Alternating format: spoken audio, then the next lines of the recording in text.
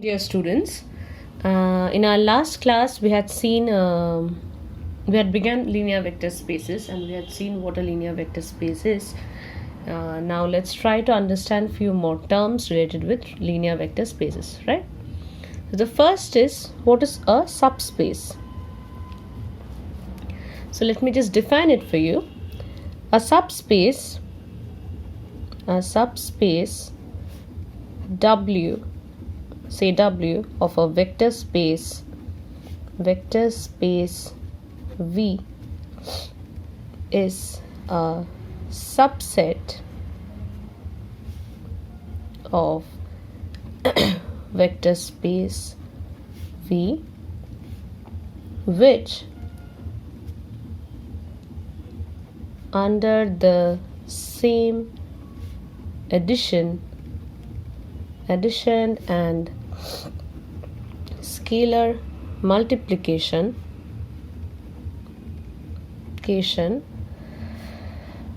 operations as V is itself a vector space. That means if we have a vector space V, we will call a subset of the vector space V as the subspace only when it itself forms a vector space with the same addition and scalar multiplication operations, right? To understand it better, let's try to look at an example. Say, show that the set of diagonal 2 cross 2 matrices is a subspace of the vector space of all 2 cross 2 matrices. Okay, so previously we have seen that all m cross n matrices do form a linear vector space, right? Now we want to prove that the set of diagonal matrices form a subspace of the linear vector space, right? So if we want to prove that, we already know all 2 cross 2 matrices form a vector space, right? Form a vector space. This was in fact the homework that was given to you. So the 2 cross 2 matrices form a vector space. Now we want to take out a specific subset from the 2 cross 2 matrices, that is only the diagonal matrix. So the form of diagonal matrix, form of 2 cross 2 diagonal matrix is obviously given by A 0 0 B, right? This is the general form of a diagonal matrix, and we have to prove that these diagonal matrices form a subspace of the vector space of 2 cross 2 matrices. So the criteria of being a subspace we have just now written is, it has to form a vector space itself with the same addition and scalar multiplication operations, right? So like we know the axioms of vector space, so we have to prove that these diagonal matrices satisfy those axioms, and if we can prove that all 2 cross 2 diagonal matrices satisfy the axioms of a linear vector space, we can say it forms a subspace of the vector space of 2 cross 2 matrices, right? So the first axiom we know is, it should okay, first we have to see whether it is closed under addition or subtraction or not, right? So 0b, if this is a diagonal matrix and this is a second diagonal matrix, we'll just take all the properties and prove that this subset of diagonal matrices form a linear vector space, and then we can say it is a subspace, right? So first we have to see it is closed under addition or not. So if we add one diagonal matrix with another diagonal matrix, we obviously get the third matrix, which is also a diagonal matrix, right? That means it is closed under addition, or like you know, it's a binary operation, right? Now if you multiply a scalar to a diagonal matrix, we will get again a diagonal matrix. That means it is closed under addition and scalar multiplication, right? So this one is proved. Now for matrices, we know it is if we add matrices, it is commutative,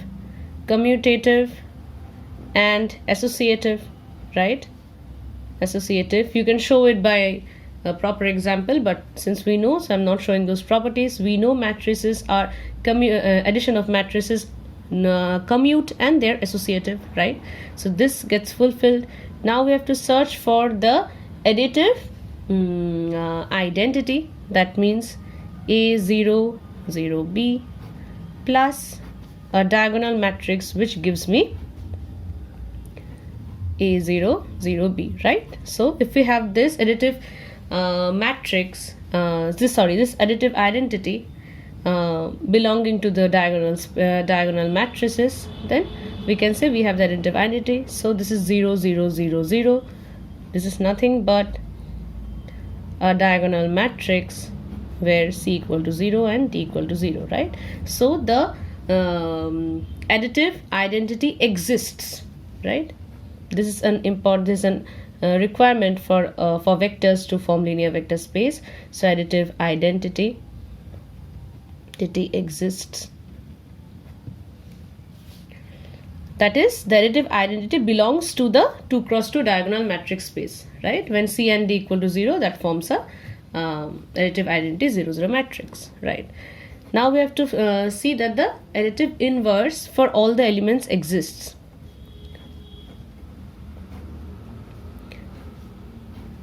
By additive inverse, what do we mean? If we add the element with its additive inverse, we get the additive identity, right?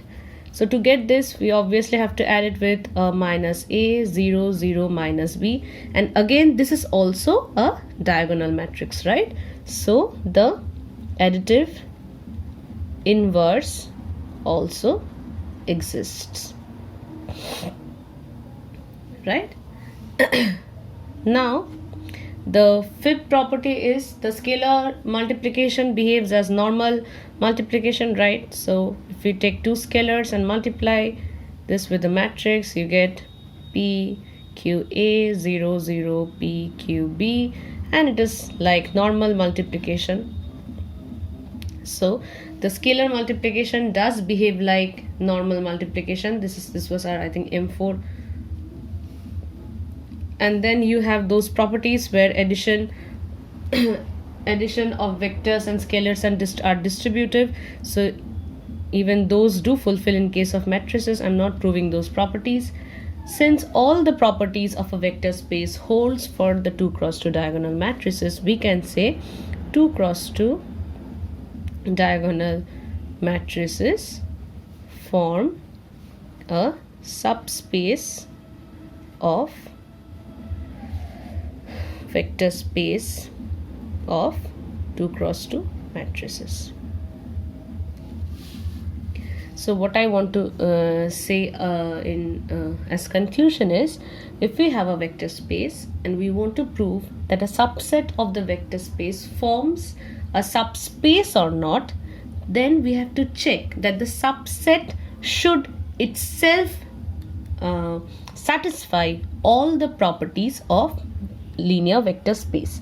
If the subset satisfies all the properties of a linear vector space, we can say that subset is a subspace of the given vector space, right?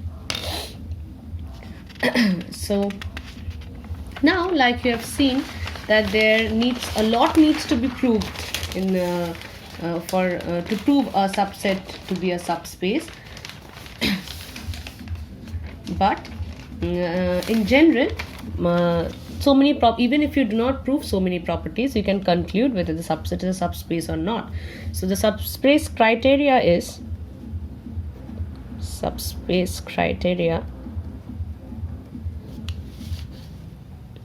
subspace criteria is a subset W of a vector space V is a subspace of V if and only if W has the following properties. One is W contains the zero vector of V. By zero vector I mean the additive identity, right? Second is W is closed under addition, and third is W is closed under scalar multiplication, right? So what I mean to say is, if you are given a subset from a vector space and if you need to prove whether it is subspace or not, you need not prove all the axioms like we have done previously just few minutes back. If we can prove these three axioms, it is enough for us to say whether the subset is a subspace or not, right? So from the next time onwards, we won't prove all the axioms, but we will only prove these, and we will try to prove these three properties, and if they hold, we will conclude that it is a subspace or not, right? So say for example, question: determine whether the set of vectors of the form Tt square form a subspace of two-dimensional coordinate space or not, right? So like we have said, we won't go to prove all those properties since we have seen these three properties are enough to say.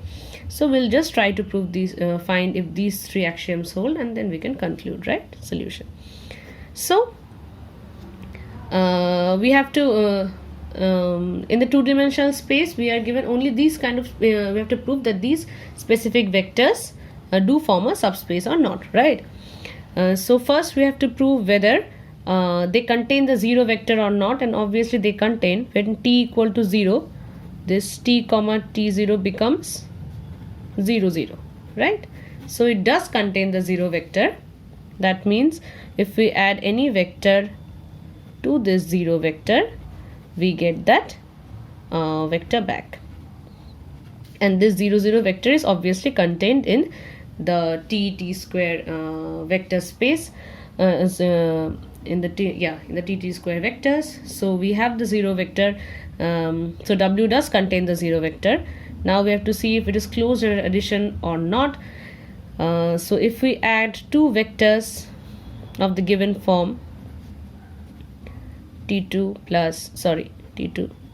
square, these are the two vectors and we are adding it, so what do we get? t1 plus t2 and t1 square plus t2 square, right? Now look at the form. We had to prove that the added vector is also a member of this vectors, but that is not the case, right? Over here we have t, so that gets satisfied, t1 plus t, but over here we have a whole square, but see the term, it is t1 square plus t2 square. That means it is not closed under addition, right? The if we add two vectors of the form t and t square, we do not get a vector of t square form, so it is not closed under addition. Had the result been this,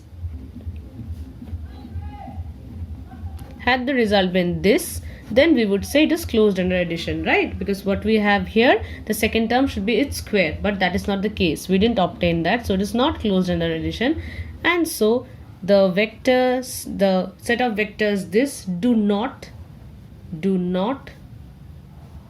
form a subspace of the two-dimensional coordinate space, right? So till now what we have learned is, for any set of vectors to be a subspace of a vector space, these three axioms needs to be fulfilled. We'll check for these three and we will conclude whether it forms subspace or not. So there are a few more terms which you need to know. Let's try to understand what linear combination means. Linear combination of vectors. Linear combination.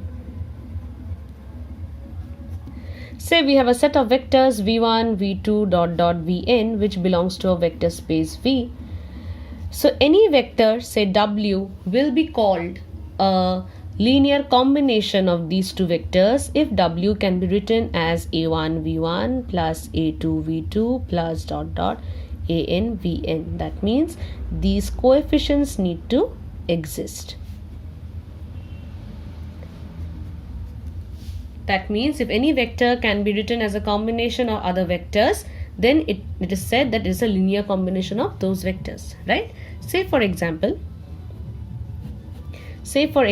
I have a vector 1, 5 in the two-dimensional coordinate space, right? So this can be broken as 1, 1, 5 is equal to 1, 1, 0 plus 5, 0, 1. Right? We can always write it like this. That means 1, 5, this vector is a linear combination of these two vectors. Right? Like we have seen, where the coefficients a1 is 1 and a2 is 5. It is a linear combination. Now, since we have understood what linear combination is, we can understand what a span of vectors mean. Span, right? I'm writing it for you. The span of a collection of vectors v1, v2, vn in V is given by the set W of all the vectors which are linear combination of the vectors v1, v2, v3, vn. What I mean to say is, these vectors can form various linear combinations to give different vectors. All the various combinations of these vectors form the span of these vectors, right? That means any vector of the form a1 v1 plus a2 v2 plus an vn excuse me, any vector of this form, or rather all the vectors of this form is called the span of the given vectors, right? The set of or the collection of all the vectors of this form the span of the given vectors. Say for example, the span of vectors 1, 0, 0 and 0, 1, 0. If we want to find the span of the vectors these two, that means any vector of the form A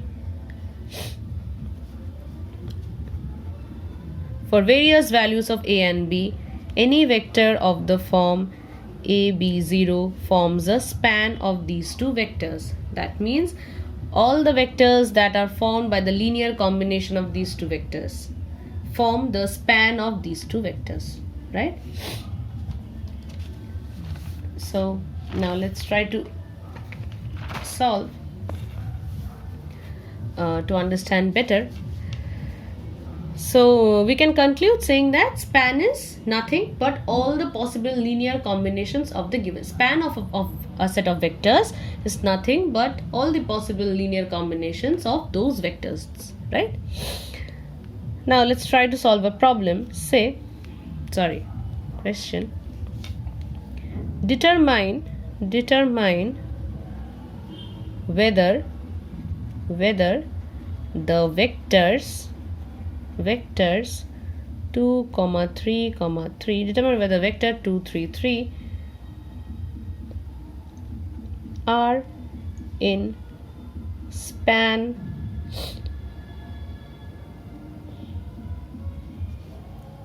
where -1, 2 and w is equal to 2, 1, -1. Determine whether the vector this 2, 3, 3 is in the span of these two vectors v -1, 2 and 3, 1, -1, right? That means we have to prove whether any linear combination of these two vectors result in this vector, right? That means 2, 3, 3, if this belongs to the span of these two vectors, that means at least one particular linear combination will give us that vector, right? So that means this equation should hold if this vector belongs to the span of this vector, right? So we will try. So from this we can get the equations. A plus 2b is equal to 2 minus a plus b is equal to 3 and 2a minus b is equal to 3, right? We get three equations from this.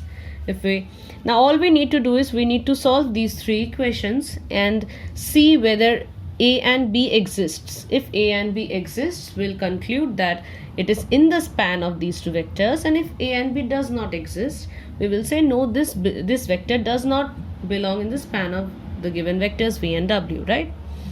So to solve these equations, we will apply Gauss elimination method. I think Gauss elimination method is known to you. If not, try to understand. In Gauss elimination method, we write these coefficients on the left. That means 1, 2, -1,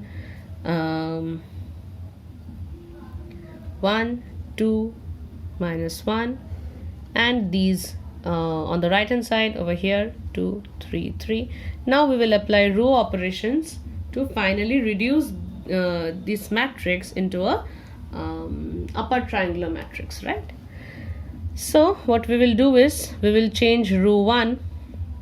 We want to convert it into upper triangular matrix. That means we want to make this 0, we want to make this 0, right? We want to make all these this and this 0 makes it a upper triangular matrix. So we will change R2 by R2 plus R1. -1 plus 1 will give me a 0, right? And we will change R3 by R3 minus 2 R1.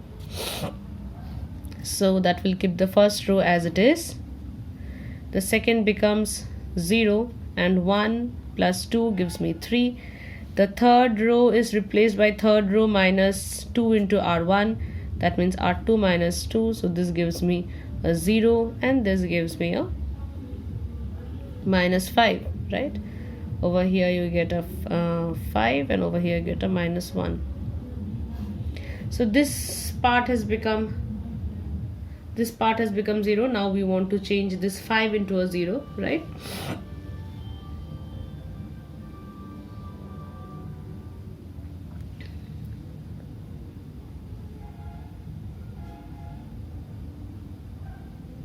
So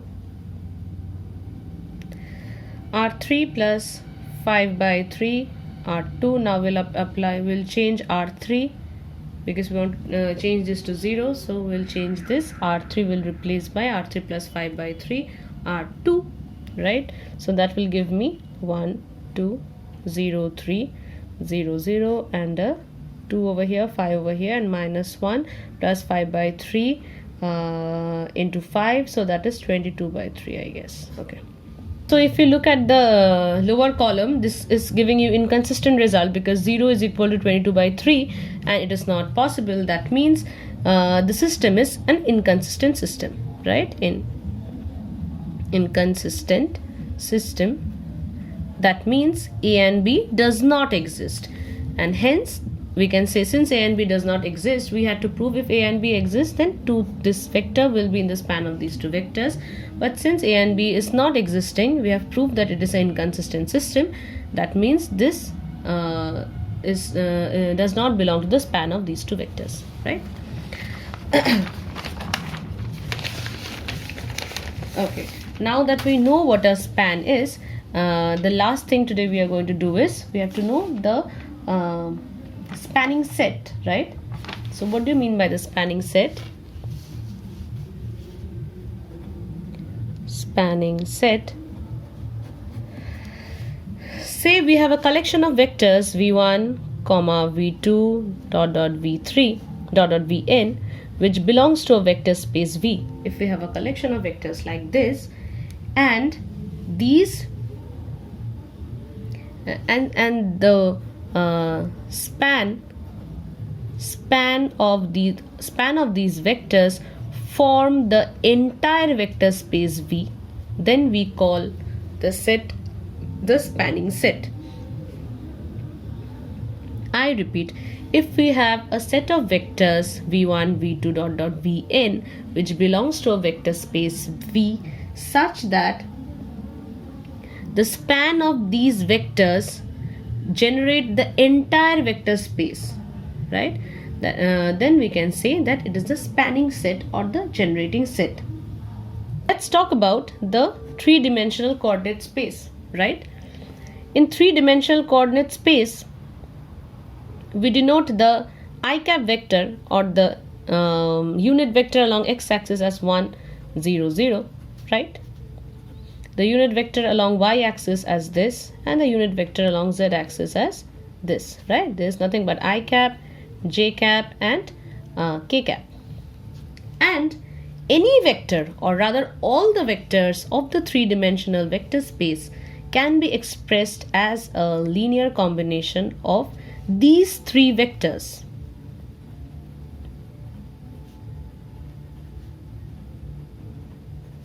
Plus C, right? And this is very easy because any vector we write it as ai cap plus bj cap plus ck cap, right? This is known to us. That means these vectors, these three vectors, form the spanning set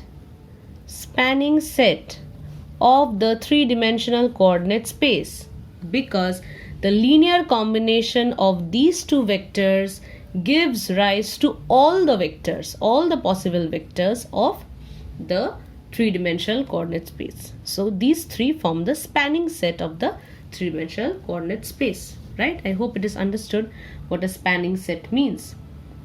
Even from this notation, you can obviously find that any vector in the three-dimensional coordinate space will have a form like this, and this form can obviously be obtained by a linear combination of these three vectors. That means these do form the spanning set of the three-dimensional coordinate space, right? Say for example, we want to show, we'll try for another example, show that the matrices 1 0 0 minus 1, 0 1 0 0, 0 0 1 0 span the vector space of 2 cross 2 matrices of trace 0, right?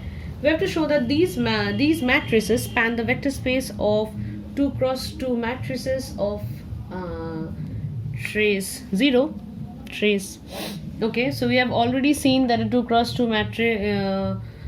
matrix of trace 0 forms a linear vector space.